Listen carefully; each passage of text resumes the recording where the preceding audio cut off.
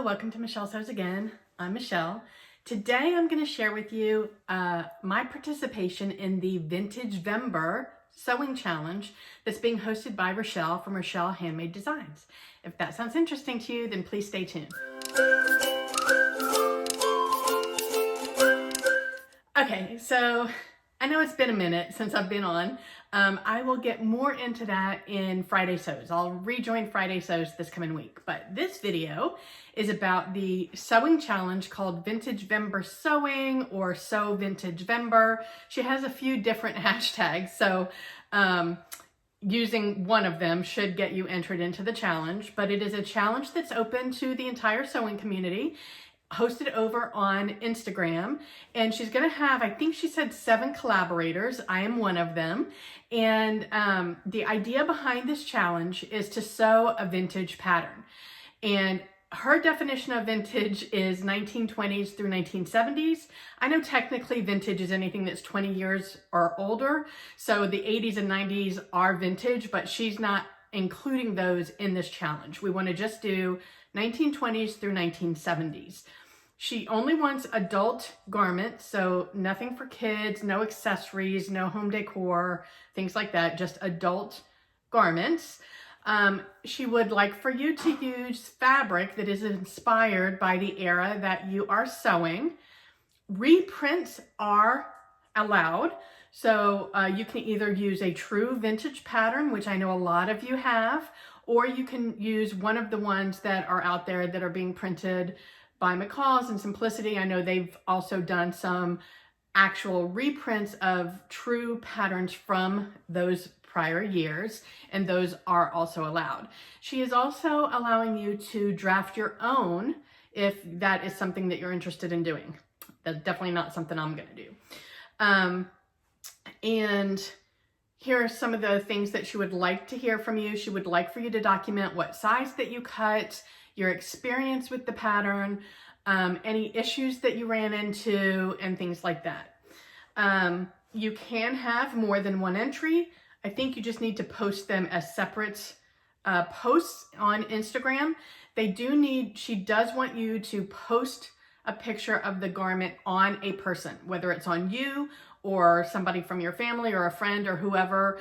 She would like it not just a garment on a hanger. She would like it actually on a body so that we can really see how it fits.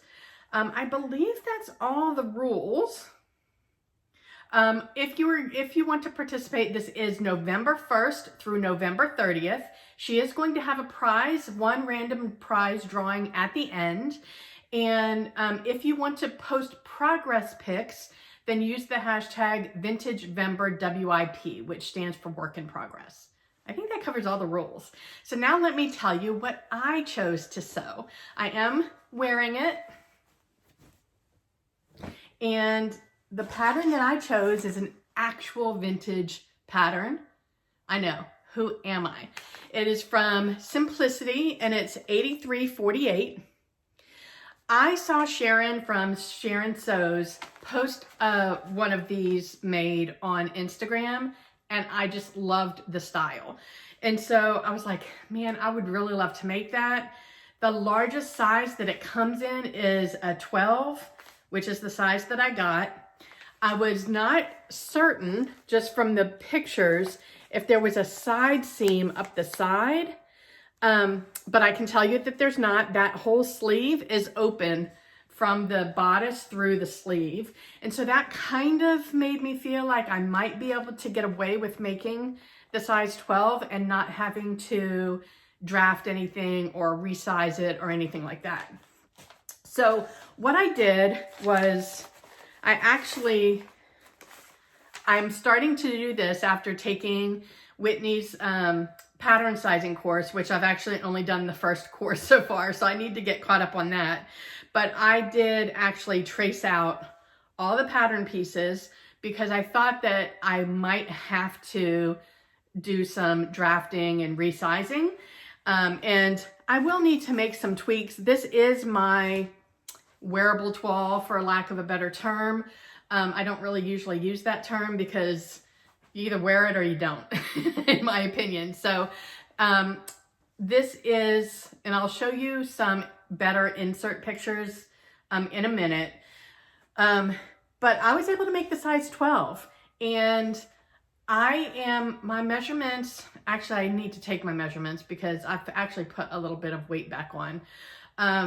But the size 12 worked for me, which shocked me.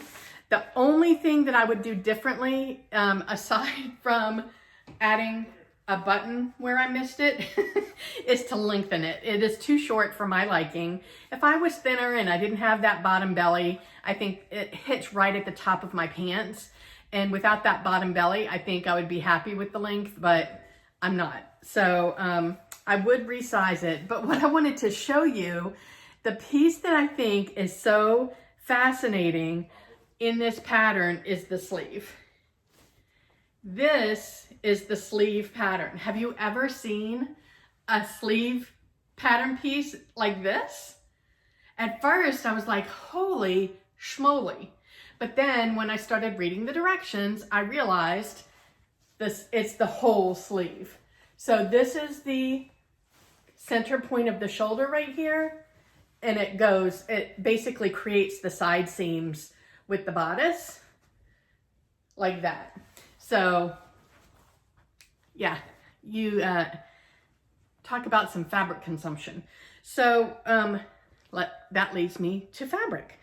I used a vintage Laura Ashley sheet. So I feel like, I feel like this is kind of indicative. It evokes, in my opinion, the 70s, but it could also be very modern. It's got that kind of avocado green in there, which we all know avocado green was the color of the 70s. I think everybody who was alive in the 70s had avocado green kitchen appliances. Am I right? Tell me if you didn't, but I know that our house did. So then what I also did was I added these blue buttons, because this is a blue and green stripe. Vintage sheet, like I said, which gave me plenty of fabric to make these fabulous sleeves. So like I said, I made the size 12. I will put my current measurements in the description box because I need to do that. I haven't done it, and like I said, I've gained some weight back. So I will put my current measurements in the description box so you can see how the size 12 with no modifications fits my measurements. And yeah, I'd love to hear what you think about it. The instructions were actually really straightforward. I'm trying to think. I think there's only one place where I struggled. I mean, these are the instructions. I made view 1, by the way, if you can't tell. So there's 3 different views. And I made this one right here because I just really was fascinated with those sleeves. And this one-pager for the instructions, and view 1 actually is all of this through right here. And then the rest of this is the other views. So the instructions were pretty clear. The only thing that I did differently than the instructions recommended is I did the burrito method for the yoke, whereas they have you just press down the seam allowances on the interfacing of the facing of the yoke. They have you press down the seam allowances and then slip stitch it into place, and I don't do that. So I did the burrito method where you sandwich the bodice in between the bottom pieces of the yoke. You sew the outside yoke to the shoulder seams, then you roll up all the pieces, and then you sew the facing to the shoulder seams and then pull everything out. You can find videos for it on YouTube if that's not a very clear description. Yeah, so that's basically my experience with sewing a vintage pattern. I was really concerned because I don't typically do vintage. I don't typically do big 4 because sizing just isn't very plus size friendly for either of those. So I was happy that I was able to find a pattern that I thought, even if I needed to modify it, I didn't think it would take very much in terms of resizing.